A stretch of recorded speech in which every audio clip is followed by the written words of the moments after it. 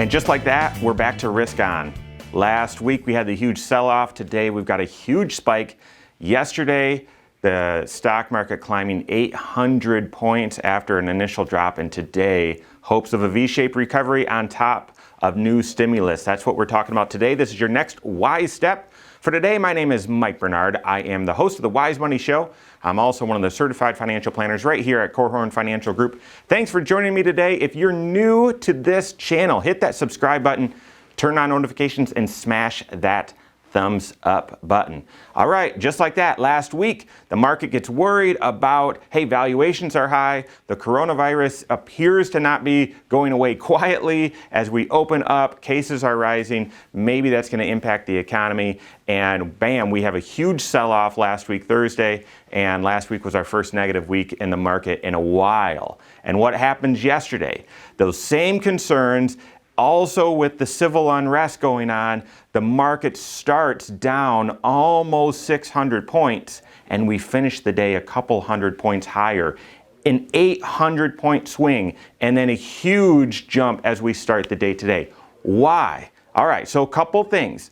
There was new stimulus reports announced, one from the Fed that's in action, and the second one rumored to be coming from the Oval Office.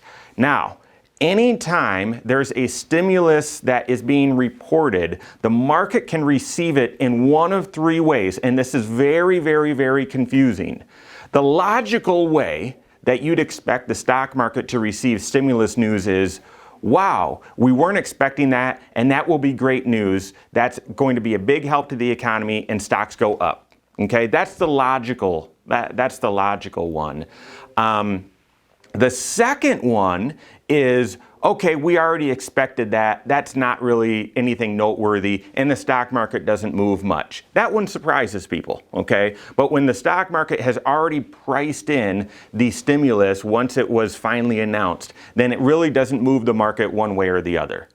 Here's the third one. This one surprises people, and this is the one I expected to get yesterday, and that is, wow, I didn't realize we needed another stimulus. Things must be worse than we thought, and the market goes down.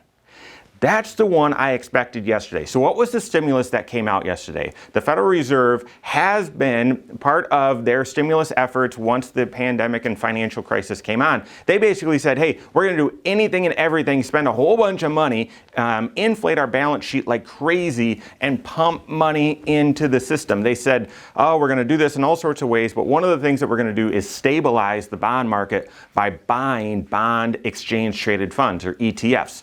And for the most part, as you can see in this article here, that's been working. That has stabilized the bond market. There's been, why do we care so much about bonds? The bond market is maybe 4 times the size of the stock market. It is enormous, okay?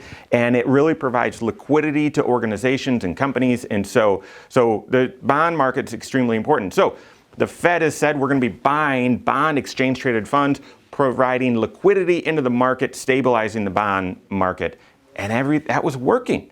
And yesterday they announced that they'd actually start buying individual corporate bonds. Well, how would they do that? Do they discriminate here? Do they like some companies' bonds over others? And they said, no, we're basically going to buy individual bonds, but across an indexing approach. Pretty much just like buying an ETF, an exchange traded fund.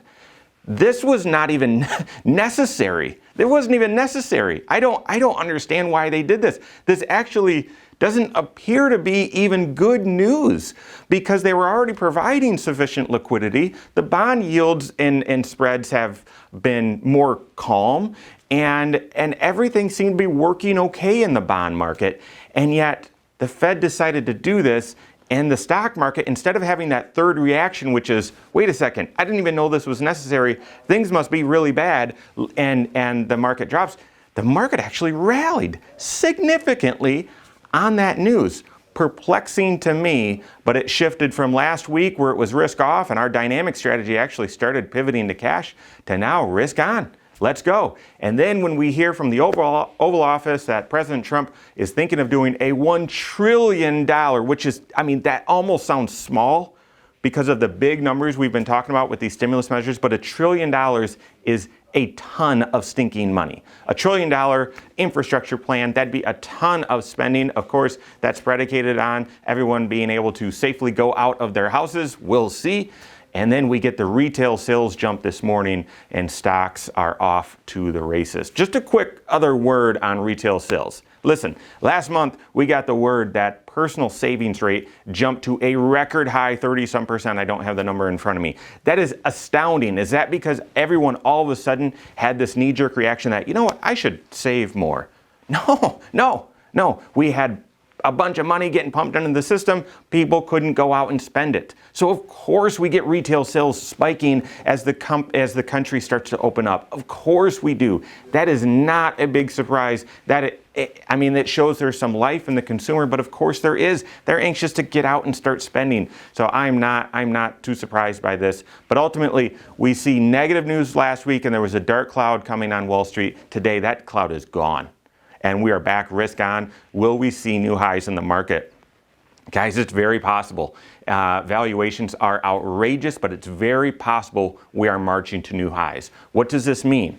Even though I told you our momentum strategy is beginning to pivot again, this is why you can't just have one strategy. You need to stay diversified because at any time, a free market capitalistic society could completely go on the sidelines and the government could step in and say, oh, things look bad, but we're going to do this. And bam, just like that, your momentum, it shifts completely. And so make sure you've got a great sound investment strategy. But then second, I do think the Fed coming out and saying, hey, we're going to start buying individual bonds. I think that could indicate that they're still seeing things are very, very unstable and they need to put more, they need to keep the economy on life support in even more measures. And so make sure you're guarding your own financial house. Be very, very prudent and frugal with your own financial house. Go out and have fun, do what you need to do, but make sure you're not getting yourself overextended. Keep a good amount in cash and keep paying down debt. All right, for all of this stuff, you've got to apply it to your specific financial situation. So make sure you're talking to your CFP so that you know what steps you should be taking in your financial life. You can always reach out to a member of our team. You can find us online, corehorn.com, that's Corehorn with a K, or send us an email, info@corehorn.com. All right, you're now ready. Go out and take your next wise step in your financial life.